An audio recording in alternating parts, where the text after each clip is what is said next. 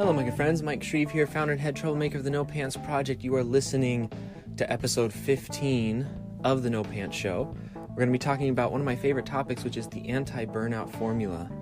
This is a fantastic formula for getting more clarity. It's also a fantastic formula for being able to create something that lasts a long time. It's also a great formula for minimizing the unnecessary stress and work that a lot of people put into building a business. This is great if you are in a stage of growth in your business, which is to say, if you're either getting started or you're at a certain income level, you're wanting to get to the next income level. If you're sort of just in stasis and management, you're happy with your income, you're happy with your business, this formula might be able to help you a little bit, but this is mostly for those who are looking to make important decisions in their business right now. So this is a decision-making framework as much as it is anything else. And it's a framework that is designed specifically to keep you from making the bad choices which lead to burnout. Because one of the worst things you can do as a business owner is burnout. Oftentimes companies will grow, businesses will grow, freelancers will get lots of clients, they'll hit a wall, and when you burn out, you can ruin relationships, one of the worst things that happens when you burn out is as you're burning these bridges and ruining these relationships and things aren't working and you don't have the passion anymore, what gets infected the worst is your mindset. And I've seen a lot of people burn out and not be able to recover mentally from the new story that they're telling to themselves about what kind of person they are because they burned out. So again, this isn't like a unicorns and rainbow type of thing of me saying you shouldn't work that hard. That's not what I'm saying. What I'm saying is we need to actively prevent burnout, and we need to have a framework for making decisions so that you can maintain consistent, solid growth, both personally and in your business financially, without running the risk of ending up in a bad situation. Specifically in this episode, we're going to be talking about this framework and how I used it to make the final decision to shut down the No Pants Open community, which was a 17,800 person Facebook group. And for those of you who know anything about online marketing, a 17,800 person Facebook group very easily represents at least 6 figures per year in revenue in terms of it being a marketing channel. I've even seen some people turn a group that size. I know one guy who has a 15,000 person group and does 7 figures a year just off of the group.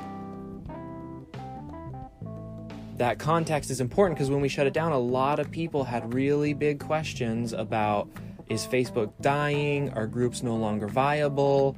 They wanted to know the why behind a fairly large decision. We're going to talk about that, and we're going to talk about it through the framework of the Anti-Burnout Formula so that you can see the decisions you may need to be making right now in your own business that seem counterintuitive. Because the thing about the Anti-Burnout Formula is that it's a very counterintuitive way of looking at what everybody else is doing and asking yourself the harder questions of what should you be doing. One of the things that gets lost amongst people who are trying to grow a business is that they forget there is such a thing as good, better, best. When you're trying to solve a problem, you've seen the sort of you may have heard the old saying of to a hammer everything is a nail. It's that same kind of idea when you're trying to solve a problem, whether it's I need to grow, I need to get clients, I need to market, how do I do this, how do I do that? Everything seems like a good idea. Like everything seems like the best idea. They all seem equal in some regard. Even when you sit and do a pros and cons list, they all have pros and cons. So you say to yourself, they're all the same choice. So I should just do them all. Or I should do many of them because many of them seem like the best choice for me. The problem is, human beings are limited on time. We live in a universe where time exists. So we only have so many hours in a day, which that in and of itself limits the plausibility of actually being able to do everything. Secondly, as human beings, we have limited energy. There's something called ego depletion, which there's a few studies that are interesting on sort of both sides of the fence, but the ego depletion is this idea of you have limited ability and energy and focus and mental capacity to give to any given thing within a 24-hour cycle. Okay, so your natural body's rhythm, you only actually have so many hours you can put into work, especially knowledge work, complex thinking, creativity, before you start to see diminishing returns. So again, that's another case that you can't and shouldn't do everything. And then lastly, there's this thing called passion and interest, which directly contributes. There's a really good book called Grit, and I believe the author's name is Angela Duckworth. I hope I'm not. It's such a good book. I'd be so embarrassed if I gave the wrong author. She has the best chapter I've ever read on the case for passion, but the way she describes passion is likely not what you're thinking. So her case for passion is that passion is very important because passion is the thing that allows deliberate practice. It's in the book Mastery by Robert Greene. It's in Deep Work by Cal Newport. Her chapter on passion, basically what she's saying is the people who are grittier, the people who stick to something longer, the people who focus on something to get the extra results that more unfocused or people who don't stick with something as long don't ever experience because they don't ever get to that level of expertise or level of proficiency or level of ability. The people who are able to go deep like that, they do so because they have a natural interest in the thing they are pursuing. So again, another reason why not everything that is available to you is the thing you should do. Everything is not the best choice. There actually are good choices, better choices, and best choices. For me, after applying the anti-burnout formula, which I'll give you here in a second,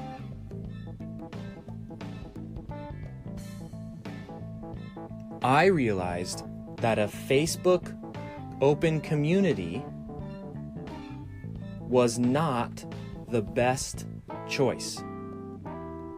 And the key to the anti-burnout formula, the key to loving your business, the key to staying passionate about what you do is to constantly prune and get rid of the good and the better choices.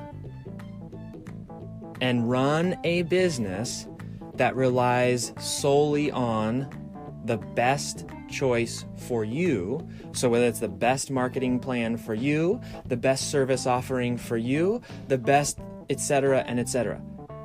This is why we talk about why passion is so important. It will help to indicate the best because that's what creates a business that lasts more than 3 months. Is that sincere passion and interest and continually being able to identify what the best choice for you is so that you don't get bogged down in the good and the better. Now, let's talk about the counter argument, because there's a lot of advice out there that says, no, if you want to survive in today's economy, you need to do good, better, and best. You need to do it all. You need to be everywhere, etc., etc. I actually agree with that at a certain revenue number, which is to say, until you are making $3 million a year, and we'll talk a little bit in a second why 3 million is the number. Until you're making $3 million a year, you do not have the capital nor likely the mindset, nor likely the access to the resources, specifically skill sets such as having a chief operations officer, having somebody develop systems, having someone to, as in a CEO role. You likely don't have the mechanism, the machinery, the processes in place to be able to take on all of the things. So yes, if you are in a position right now where you want to go from 3 to 5 to 7 to $10 million a year, yeah, that's how you get there. It's called squeezing all of the juice out of the lemon, right? But if your goal is $5,000 a month, $10,000 a month, $15,000 a month, $50,000 a month, $1 million a year, you're still in that zone where you need to still maintain what is the best process for you. Now I want to talk a little bit about the 3 million number and where that comes from. That comes from the past 10 years. I've worked with clients through that process, and I've seen consistently time and time again. There's a really good book called, I think it's the one person $1 million per year business, I think is what it's called. One person $1 million per year business. With access to the internet these days, it is very possible to be one person with maybe a few virtual assistants on part-time basis. So not employees, not a big team. You have enough access to information, enough access to things like Facebook paid traffic, which is what you would need to scale to $1 million, and et cetera, et cetera. You have access to all these things that you could get to $1 million a year in revenue, not profit, revenue, and still be one person. I would argue you could actually, the boat would be rocking pretty hard. It would feel like an airplane in turbulence, but you could get to 3 million as a one person with a few virtual assistants. Beyond that, however, you have to begin to dive into stuff which we don't really talk a lot about here in the No Pants Project, because I don't think most of the people that we serve are in that range. But my clients that I work with specifically, that's a big part of what we do, is to break them through and out of that one person idea of it's all me and I'm making all the money. Okay, well, let's build a system. Let's get an operations manager. Let's get management in. Let's build teams and culture and all that sort of stuff. That's all required to get beyond that. So the point I'm trying to make here, not to belabor or to delay the anti-burnout formula, I want to give you context around why you have to only choose the best. Now, what we are looking for ultimately is not what are all of the things that you should do to grow your business, but what are the 1 or 2 or 3 things you should do to grow your business.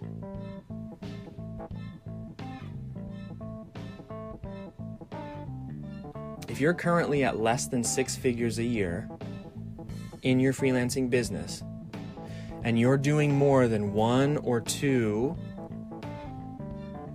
or maybe 3 things to get clients, or you have more than 3 or 4 or 5 different offers, then you are on the track to burnout. What we are looking for is what is the core. This is part of the 80-20 rule, right? 80% of your results come from 20% of your effort. Let's focus on the 20% to get us to where we want to go. Most people I know, when they hit the 6-figure level, they realize they don't need to keep going. Because the further up you go in revenue, the more problems you have to deal with. So there's this dream of like, I'm going to have a team. The problem with team is that once you have team, you have a whole new set of problems that are specific to team. Now you have people problems, which you maybe didn't have before. You have management problems. You have skill problems. You have what happens if somebody, et cetera, and et cetera. So the higher up you go, the more problems you have, the more complex it gets. So this is why it's so important as you're going through this process of getting to where you want to go to understand that as long as you maintain this concept of good, better, best, and I only need to be doing the best and I need to be doing less of the good and the better, you increase your likelihood of actually getting there. And what will likely happen, and we'll see this in step 3 of the formula, what's going to happen is you're going to realize the things you thought were going to take you to what you want probably aren't going to. So this is about clearing the plate, focusing on a few things, and adding predictability really to your business. Because when you only have to focus on a few things, you show up, you do the few things every single day, and the result is fairly predictable. There's one last thing I need to talk about before we talk about the specific formula, because if I just gave the formula without context, it would not really make that much sense. And it's a concept from systems design. In other words, when you create any system, whether it's a personnel system, like a team organization, whether you're creating an SOP, which is a standard operating procedure, whether you're creating an actual mechanical system, there are built-in inefficiencies to every single system. Okay, now what do we mean by system? What does that have to do with freelancing? Well, for example, the way you write a blog post is a system. It's a system of habits. It's a process that you use to think through, how do I come up with this idea? How do I write this? How do I do that? If you are a designer, you have a system of how you work in Adobe Illustrator. You have habits. You have, first I do this, then I do that, then I do this. You could very realistically, if you took the time, sit down and write out every single tiny step you go through to design a logo, including the decision-making process you use to create, to choose colors, to choose fonts. Well, first I think this, and then I check this thing, and then I go over here, and then I make the decision. You could very realistically go through and make a 200-page whatever document of all the things you do to create a logo. Maybe it wouldn't be 200 pages, who knows? But the point is you could create that system. So there's systems in every single thing that we do. The way you wake up in the morning is a system. The way you go to bed at night, it's called sleep hygiene, is a system. The good news is that once you realize that you're just living in a world full of systems and that you can redesign systems anytime you want, the first step is to actually find out what the system is and then remake the tweaks and redesign it. You realize how much control you have over changing results. Now, we'll have a whole podcast someday about systems design, but I just want to share with you that systems are a real thing, and they do, in fact, dictate the majority of the experience that we live. They can be called habits, but systems is sort of habits plus a few other details. Okay, so systems design. There's a concept in systems design, which is every major system has inefficiencies, which is to say no system is 100% perfect. You could spend the rest of your life perfecting the system you use to design a logo, to write a blog post. As you learn new things, as you learn new information, as you test new ideas. So by definition, a system is never entirely perfect. There's always upgrades, there's always things you can do to change it. So, in other words, every system is at best 90% efficient. Or you could say 90% good if you wanted to simplify it even more. So that means if you have one efficiency, or if you have one system in your business, let's say one way to get clients, at best, that method is going to be 90% efficient, and that's at best, right? So you'll only ever be 90% as good as you could be with that single method of client getting, which is fine. That's more than enough to stay fully busy and have a full calendar as a freelancer, as a service provider, as a consultant, whatever it is you do, completely fine to be at 90%. The problem, however, is that when you begin to add more systems, the inefficiencies aren't added to the other inefficiencies.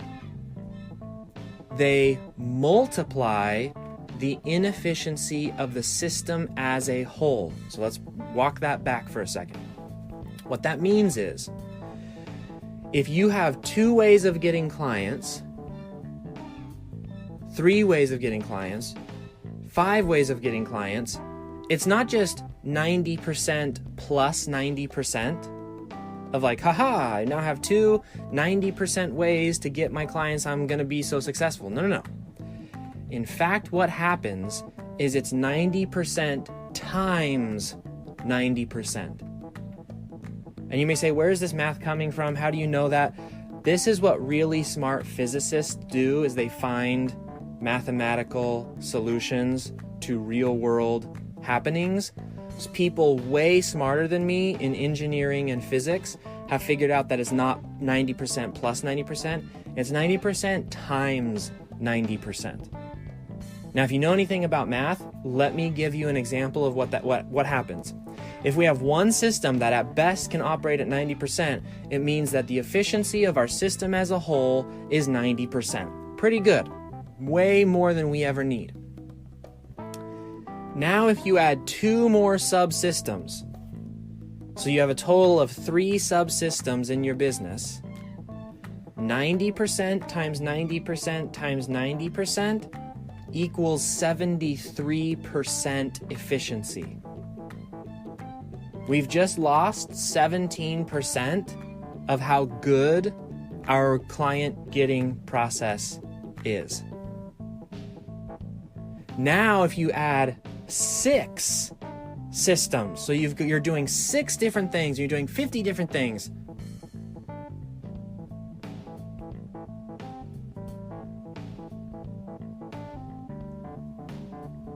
$90 times 90 times 90 times 90 times 90 times 90 equals 53% efficiency. We went from this simple thing at 90% down to this complex thing doing 6 different things at 53% efficiency.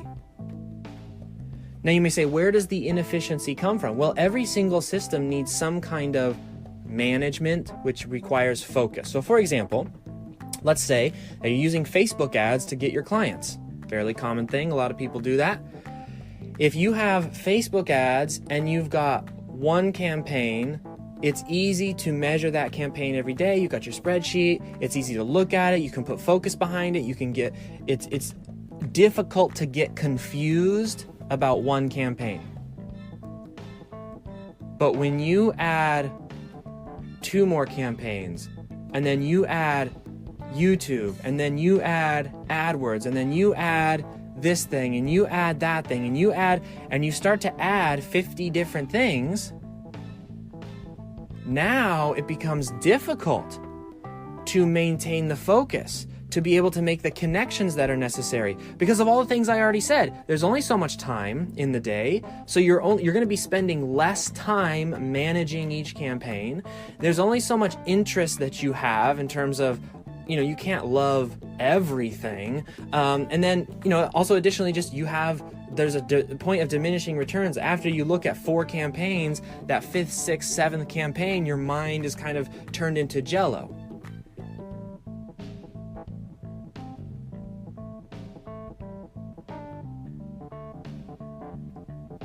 So this concept of systems design and understanding that the more complex your business is, the less efficient it is a fairly strong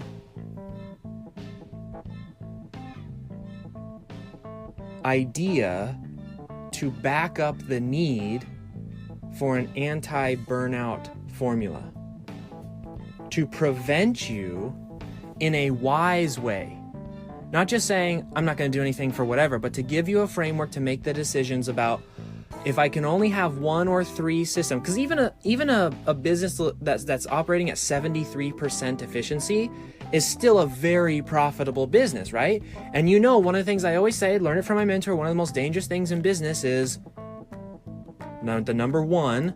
If you only have one thing going on and all of a sudden that one thing breaks, you're in trouble. So I'm not saying the answer is 1. I'm saying the answer is 1 or 2 or 3.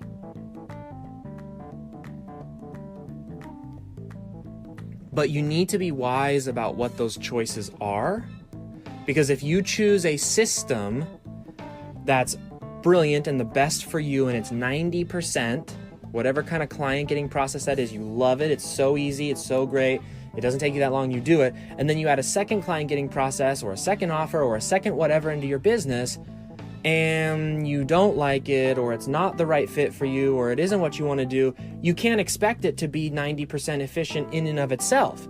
So now you're looking at a 90% efficiency plus a 30% efficiency. Now you're down below 50% because you added a faulty system, right, into your business. Okay, so I don't want to confuse anybody. I think this is fairly straightforward to follow in terms of conceptually, but now let's put it into some context here. Why did all of this lead to me saying I'm going to shut down a 6-figure a year income stream? Well, it's because of the anti-burnout formula. Number 1, if all of this is true that we talked about systems design, and I encourage you to go research it yourself to confirm what I'm saying, the first step in the anti-burnout formula is to reduce your options and inputs. A lot of people, when they're trying to scale, okay, we're going to be talking about scale here ultimately, which is to say they want to make more money than they've ever made before, but they haven't somehow found out how to warp time, or they haven't figured out how to, overnight do 60 client projects in a day where they used to only be able to do 1 a week, okay? We're assuming everything is staying the same. We want to scale, which is say we want to make more than we've ever made before. There are really 3 things that you can do to scale, which is to be able to add more value than you've ever added before. 1, of course, is just to outsource, so hire someone else to help you. That in and of itself, again, my friends, I would say should be the last thing you ever do is hire, if you can help it. Now, if you're at a point in your business and you're just like, I really need this to be a part of my business, but I really don't want to do it, then automate. And we can have a different discussion about the systemization of automation and of outsourcing, and how to properly hire someone else, and how to build the systems, how to build the documentation, how to build the culture, how to do all those things. That can be a different conversation. But that's the first way that you do that. The second way that you can scale is to automate. So figure out if a software does it, or build a software that does it. If you're so fortunate to be interested in that stuff. I wish I was interested in programming. I think it'd be so cool to be able to create automations for people, but I'm unfortunately not naturally interested in that process. The third thing is you just eliminate. People forget that one of the best ways to scale is to just get rid of a bunch of distractions and things in your way. So the first step to the anti-burnout formula is not to go outsource and automate. It's to make a list. This is your action item. Get a piece of paper, make a list of everything that you are currently doing or everything that you're thinking about doing. And I mean everything. What do you do when you wake up? What do you do when you go to sleep? What do you think about? What do you spend your time on? What do you, et cetera, and et cetera? One of the best activities you could ever do is something that I like to do. I've been doing it for years. I check in every quarter. What I do is I sit down and I say, okay, from 9 a.m. to 9:15, I was doing this. From 9:15 to 10:30, I did this. From 10:30 to 20, whatever, I did this. And what you'll find is where you're wasting time, just in terms of, I spent 4 hours on YouTube today, but also where you're wasting time in stuff that maybe in the moment you thought it was the best thing to do, but in retrospect you realize that was not a good use of my time. You want to do the same activity. You can either literally trace a whole week or just sit down and list everything that you do. But step 1 of the anti-burnout formula is to list out everything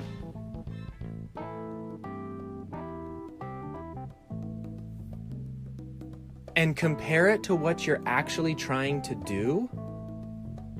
And then to start eliminating everything that isn't the best way to get what you want.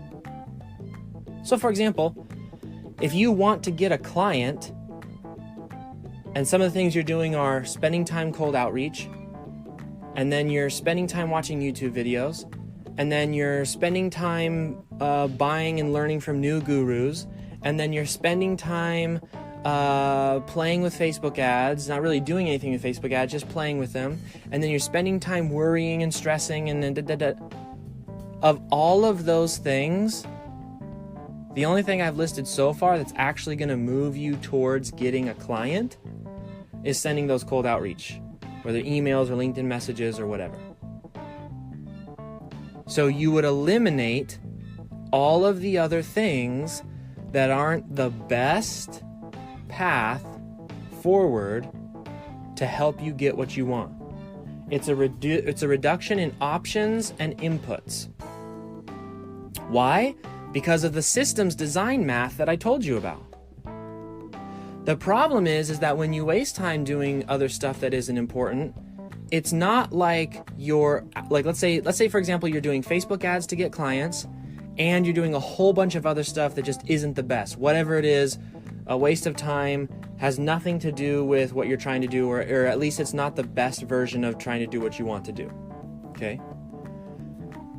If you continue to do those good and better things, what you are saying is that you're allowing those other systems in your business. So it's the systemization, it's almost like systemization by omission. You know how like you can lie by just like withholding information? By by passively allowing other things into your day and time and mind and life, you could, without even realizing it, be adding systems to your business. And remember the math, the more systems you have, the less efficient the whole system is as a whole, which is to say your Facebook ads will suffer in their efficiency, meaning you will not get as good a result from your Facebook ads because of the other systems that are robbing the efficiency of the mechanism as a whole. Okay? Now, be careful also to not over compartmentalize. So I am not suggesting that you become a machine and only focus on Facebook for your whole life, because there are other aspects of you as a person. This is the anti-burnout formula, not the spend 16 hours a day only doing Facebook formula. The anti-burnout formula says all of the things that you want. So if you want to get healthy, stop trying to do 50 things to get healthy. Choose the best thing to get healthy. Focus on that.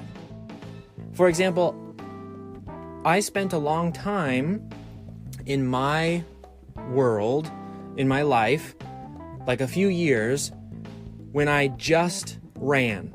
That's all I did. That was the only thing I did for health. I didn't even really do diet that much, but for my health, I just ran and ran and ran. I run hours and hours and hours. The healthiest I'd ever been. I didn't even do push-ups or sit-ups or anything like that. I was just running. Then I got distracted by weightlifting, and then I thought, oh, then there's this thing, and then there's that thing, and there's all these different things that I could do, and guess what happened? My health went down the drain. Because now I wasn't running as well as I used to run, so that became less efficient, and I wasn't efficiently doing the other things either. I was just half doing a bunch of stuff. If you're listening to this podcast, you want more than you already have. And I don't necessarily mean more in terms of just like piling up stockpiles of money, but you want to improve yourself. What I am suggesting, and what seems to be scientifically, or at least there's scientific evidence to back up this idea, is that the deeper you go on something, the more of it you get, rather than dabbling in all of the things. Most of what we want comes from at least the approach to, if not actual obtaining of mastery. So if we want, for example, six-pack abs, the six-pack abs don't come to people who dabble in fitness. You're seeing somebody who has dedicated a significant amount of time, energy, effort, discipline, knowledge, etc. to get six-pack abs. The six-pack abs of happiness, of financial success, of etc. and etc. require the same core actions, mindset, beliefs, etc. I believe it's Angela Duckworth who wrote the book Grit. She calls all of that grit. So she has a full framework for what that, and I like her book because she is a scientist. So she's a researcher and she uses actual facts in her personal development work rather than just pulling stuff out of the sky, which is much appreciated by someone like me. Okay, now, so you reduce the options and the inputs, and let me give you an example. The Facebook group, 17,800 people, you think, man, that was really dumb to shut it down. That was such a marketing. Why did you do that? Because it was stealing efficiency from other more profitable elements of my business.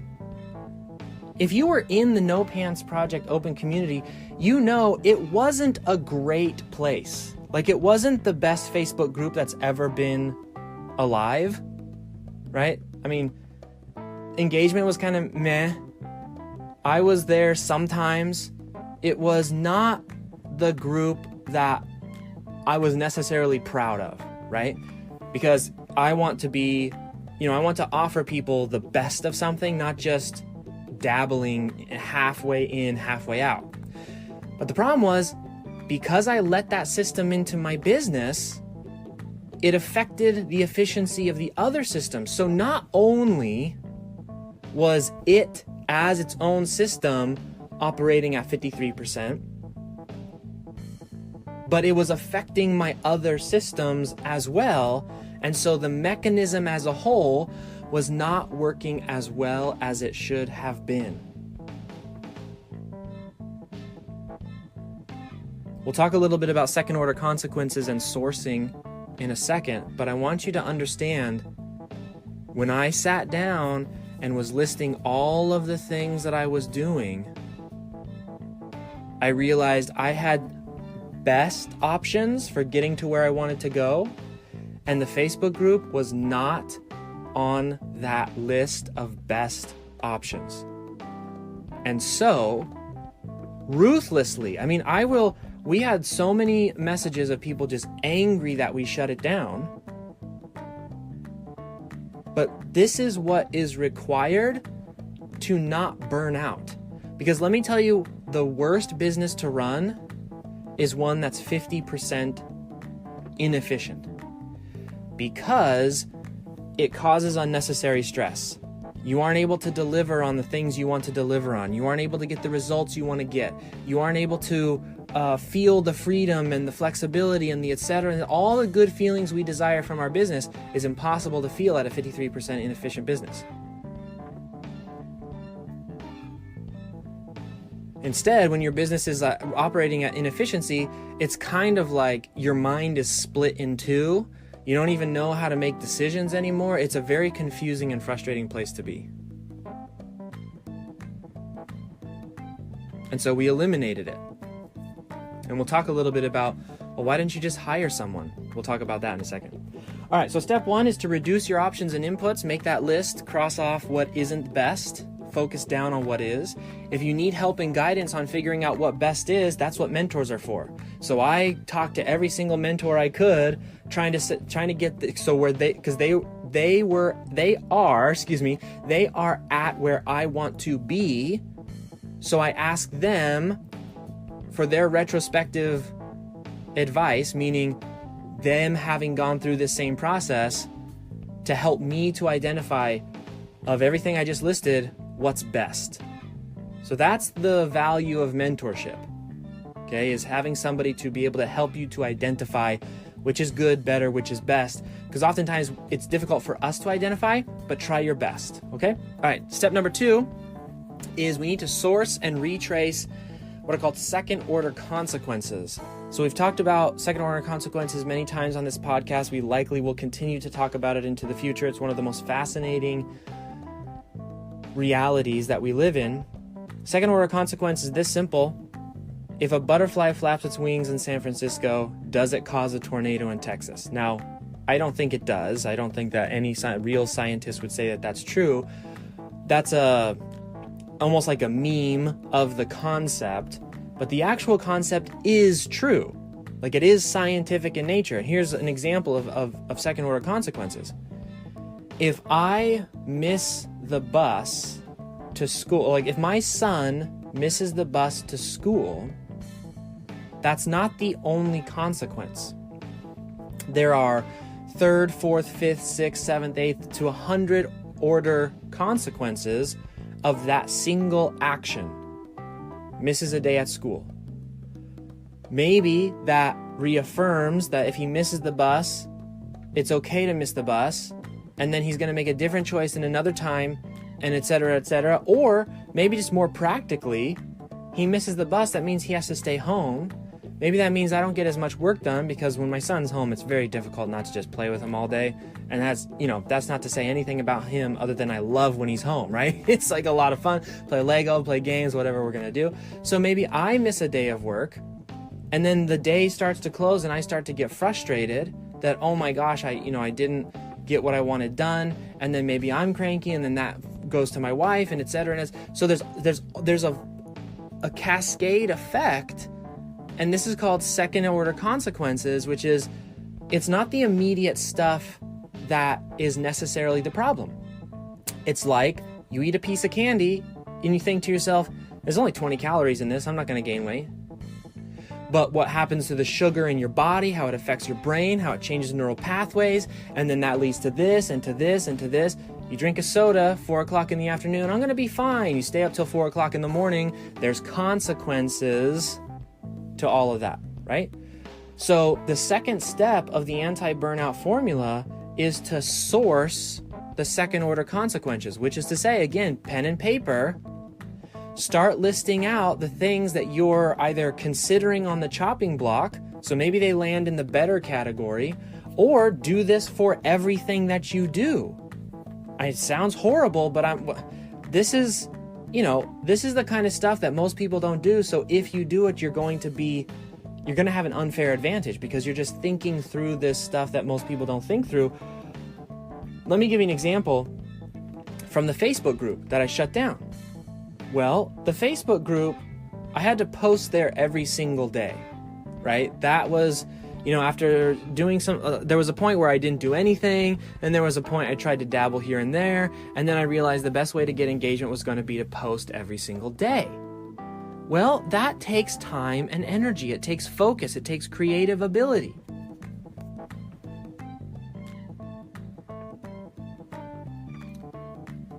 And there are consequences to me choosing to post in that group versus a long number of other things. So for example, one of the consequences is that if I post in there, now I've used that idea in the group instead of my daily email. Now I need to come up with another idea for my daily email. So now the daily email, which used to take me 15 to 20 minutes, is now taking me 45 minutes. So now it's squeezing and compressing the little time I had left after I already posted, and you can see how that spirals.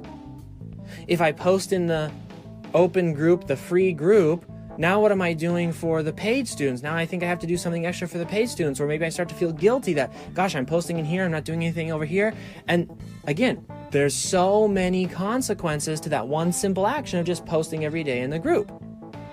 And you have to start to ask yourself, of the second order consequences, is it worth what I'm putting in?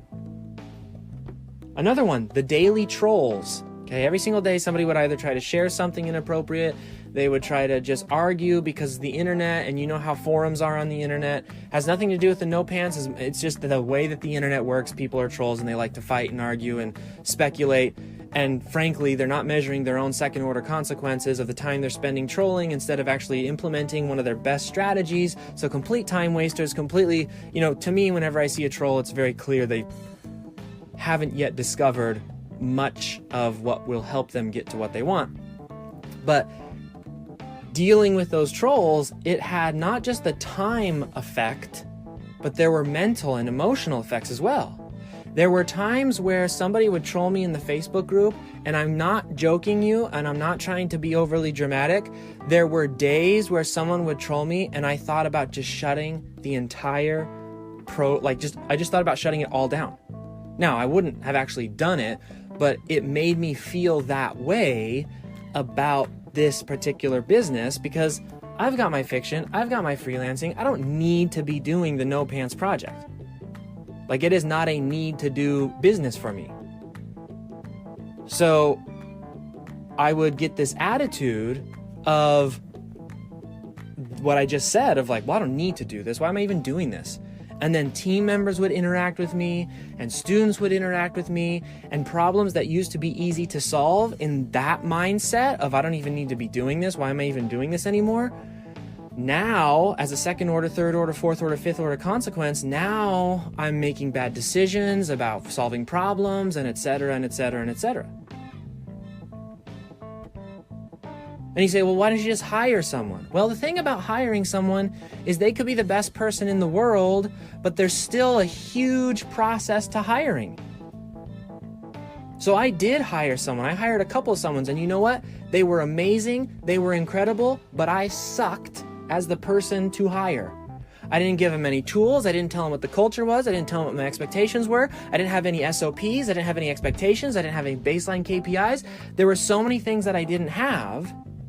So when I hired someone, there was this looming cloud over me of, I know they're not doing what we need to be doing because I haven't met with them. We don't have weekly meetings. We don't have the documentation or the strategy and I kept putting it off and kept putting it off. So there was anxiety, and there was like, oh my gosh, I'm paying for this, but I know it's not what we need to be doing. And so these are the second and third and fourth order consequences. And I knew I wasn't going to make an SOP. I knew I wasn't going to make a full-blown culture guide and go through create style guides for posts and all these. I knew I wasn't going to invest that energy and time because it wasn't even better. It was just a good thing to do. So this is why you have to, when you're building your business, measure and source the things you're doing. Just because someone says you should have a Facebook group doesn't mean you should have a Facebook group. So, step 2 of the anti-burnout formula is source and retrace all second order consequences. Be mindful of what the cascade effect is in you either devoting time towards something or engaging in something or doing something or even thinking about doing something. Ask yourself, okay, if I do this, what are the effects going to be? What's going to happen 5 consequences down the line of consequence order? All right, so that's step number 2. Step number 3 is take an honest look at your goals. And what I mean by honest look, when you have an opportunity to do something, ask yourself why. So, for example, I wanted a big Facebook group. I really did. I wanted a big online community. But then when I asked myself why I want it, I found the answer to not be worth the sacrifice it was going to take to actually maintain and create that Facebook group.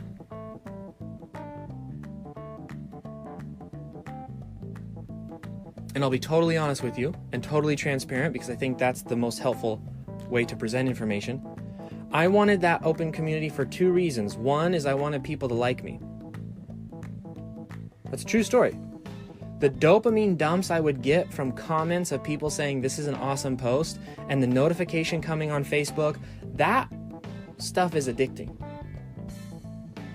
And I don't think it's very good for the ego, but it is what I wanted.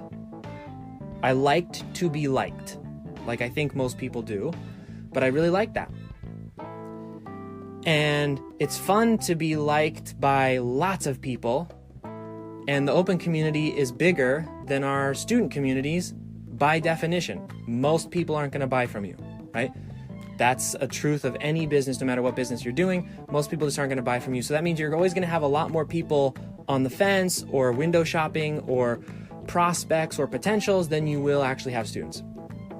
So it's fun to have lots of people say nice things. And the second thing is I wanted money. I wanted sales. The purpose of the group was not just to give my time away for free, because consider the second order consequences of that. When I've got kids, I got a wife, I have hobbies, I have mental health, I have personal health, just giving away your time for free is not a good strategy for anything. Like, have a purpose for what you're doing. So I wanted those two things, but then when you really started to analyze and ask yourself why, well, why do you want the more money? Or why do you want to be liked? And you start to ask, well, so for example, let me walk you through how many times you ask yourself why. Well, why do you want more money? Well, I want more money so that I can maybe hire more people and build a bigger team. Okay, well, why? Well, because I want to affect more people. Okay, well, why? Because it feels good to affect other people. Okay, why? Well, because, and like you keep going and keep going and keep going. And what's going to happen, and this is what happened, and this is, again, transparency here. So I might be risking looking like a silly person, but I realized that when it came down to both the people liking me and the money aspect, that neither of those things were actually true at all. And I also found that what I ended up actually wanting, which I think I'll keep that one to myself, but what I ended up actually wanting, I could get more efficiently with my students. So when we're talking about honest goals analysis, what we're actually talking about is getting down to the real honest truth about what it is you want and why you want it. We talked about that in one of our episodes recently, talking about what you want. And then instead of doing the weird thing that humans do where we want to go in a straight line, but for some reason we feel like we have to do this complicated loop-de-loop before we get to where we want to go. Instead of trying to run a Facebook group, which was taking all my time and causing me stress and et cetera, I just realized, oh my gosh, shut this down, and why don't I just go get the thing that I want in a much more simple, straightforward, more efficient, best way.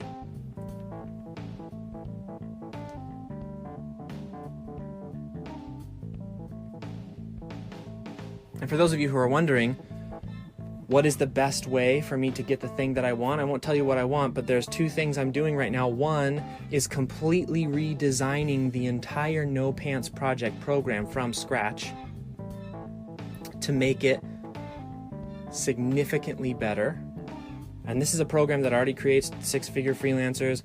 Tons of people have been able to quit their job and et cetera. I'm going to make it the absolute best program that's ever existed, ever. And I'm pouring an unbelievable amount of time, energy, resources, and money to making it better. And the second thing is, I went from doing an hour Q&A a week. Now my Q&As are 2 hours every week. Those two things are significantly more effective and efficient at getting what I want. And so I cut the Facebook group off.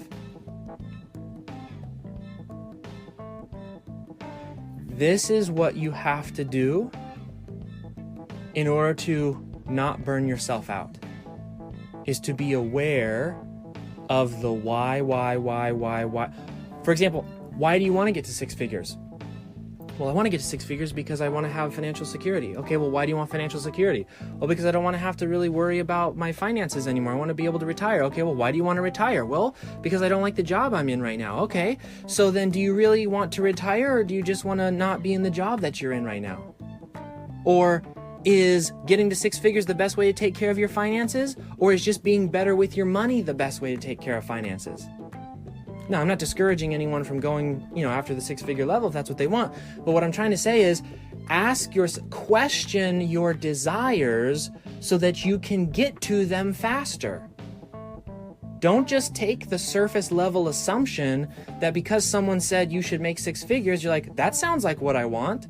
Instead, question what it is, why do you want it, and then find the best path, the most efficient path to getting that exact thing. It'll prevent you from burnout, and I promise you'll be significantly happier. So action item for step 3 is drill down. Ask yourself, why do I want this? Why do I want this? Why? And then do that instead of all the other nonsense. Find the fastest path to that instead of everything else. Now, in the end of doing this 3-step formula, so really quick reminder, step 1, reduce your options and inputs. Step 2, source and retrace your second order consequences. And then step 3, take an honest goals analysis. The end result of this entire process is that you should have less work, a straighter path, and better results in terms of both quantitative and qualitative indicators. So not only should you have more of what you want, but what you get should mean more. So my dear friends, that's it for me, episode 15 of the No Pants Show.